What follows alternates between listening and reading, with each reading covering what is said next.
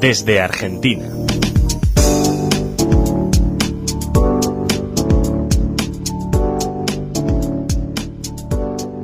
Hola oyentes de Radio Sefarad, volvemos a comunicar como cada 2 semanas con la redacción de Nueva Sion en Argentina y con su director Gustavo Efrón. ¿Qué tal, Gustavo?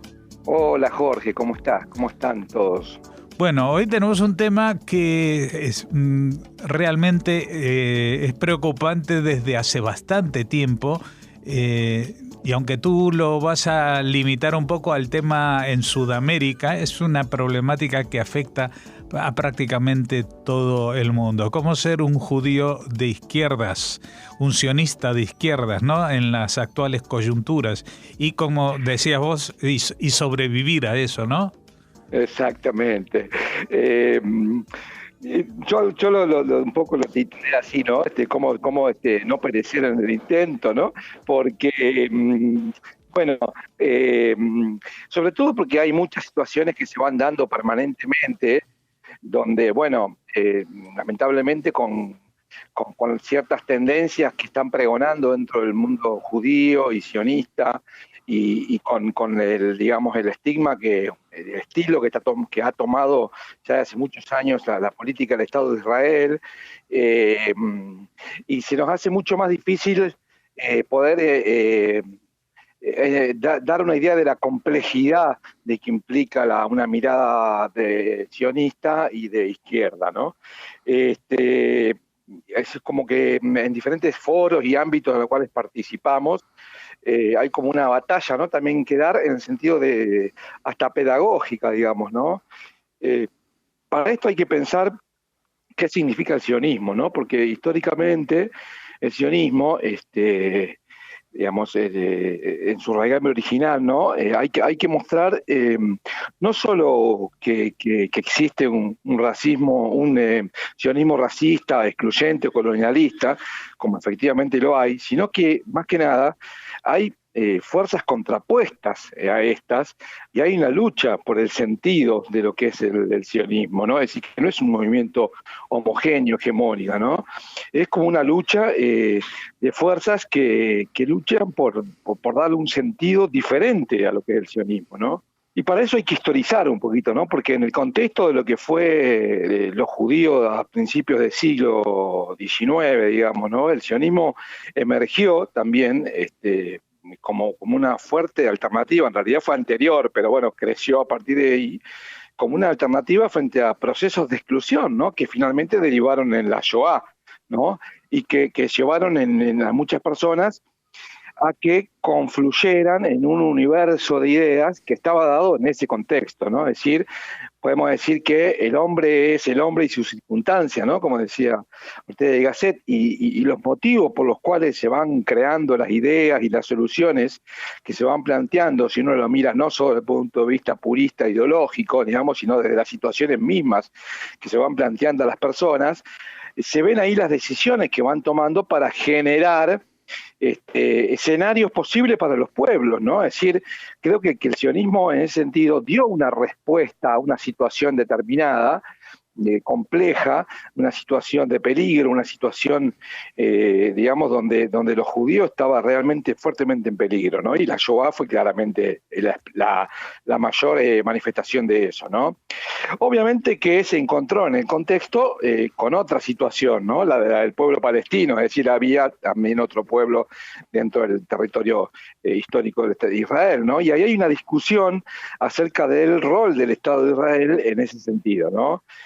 A su vez, se puede mirar el tema desde un punto de vista un poco más amplio también, ¿no? Es decir, que el sionismo derivara en la creación de un Estado judío también debe ser analizado en el contexto de los grandes movimientos migratorios históricos, ¿no? En un mundo convulsionado, no solo en el siglo pasado, sino también en anteriores, donde se conformaron nuevas sociedades, ¿no? Nuevas capas sociales, nuevos estados, ¿no? América Latina es un claro ejemplo de ello, es decir, la conformación de los estados en América Latina no es simplemente, bueno, que siempre fue de una manera determinada. Hubo pueblos anteriores que fueron sojuzgados, sometidos para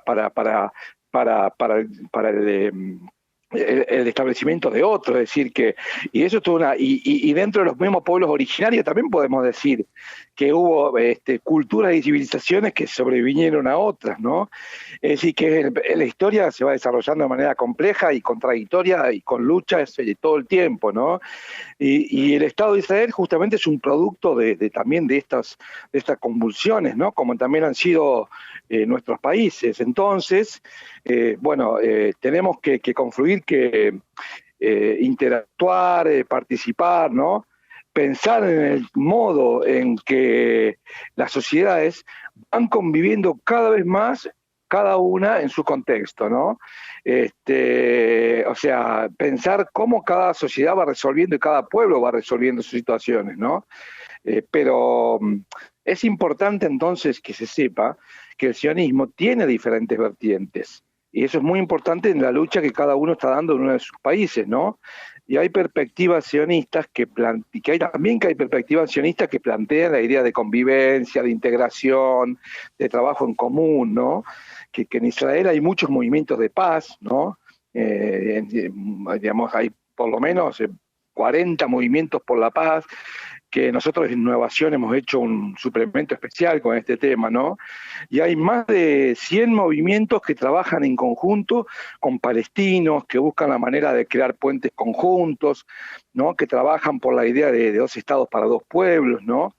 Y ese me parece que es la lucha que por lo menos los que tenemos posiciones progresistas, de izquierda, por la paz en nuestros países, tenemos que dar, ¿no?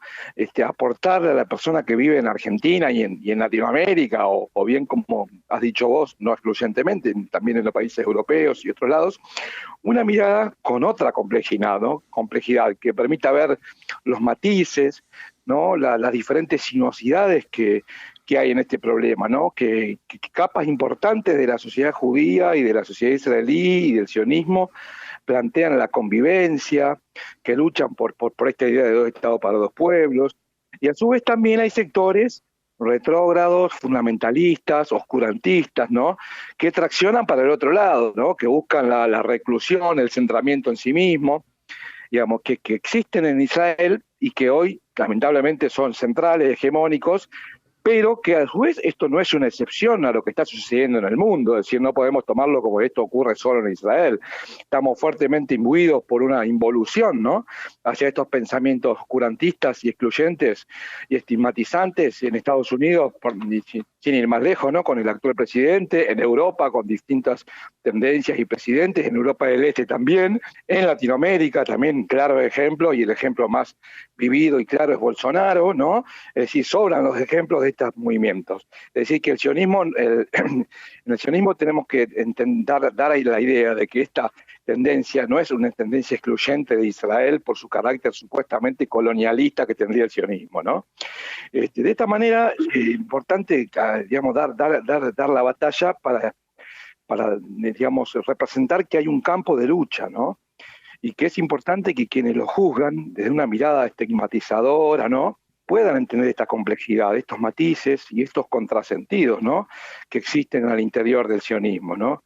Y ahí, digamos, Innovación juega un rol para defender esta mirada en profundidad del mundo judío sobre Israel, y a su vez para marcar una posición que siempre es por el humanismo, ¿no?, que siempre va a cuestionar todo lo que implique la negación del otro, y que por eso a veces nos lleva a cuestionar incluso las políticas del Estado de Israel, ¿no?, que vayan en contra de estos ideales, ¿no?, las políticas del gobierno de Israel, ¿no?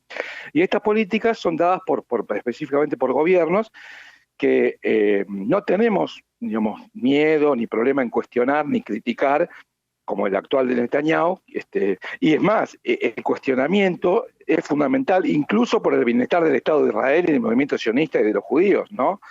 Cuestionar esto no implica cuestionar el derecho a la existencia del Estado, obviamente, ¿no?, sino que criticar estas políticas es justamente una forma de defender el propio derecho a existir del Estado de Israel, ¿no? De modo que, bueno, esa es un poco la batalla que muchos de los judíos sionistas, progresistas de izquierdas en Argentina, en Latinoamérica, y entiendo que en diferentes lados del mundo, tenemos por delante y bueno, intentamos darla a la manera que se pueda. Pues habrá que seguir intentándolo y para eso contaremos contigo cada 2 semanas de aquí en adelante. Pues hasta entonces, muchas gracias, Gustavo Efrón, por habernos atendido desde la redacción de Nueva Sion. Gracias, Jorge. Un saludo a vos y a toda la audiencia.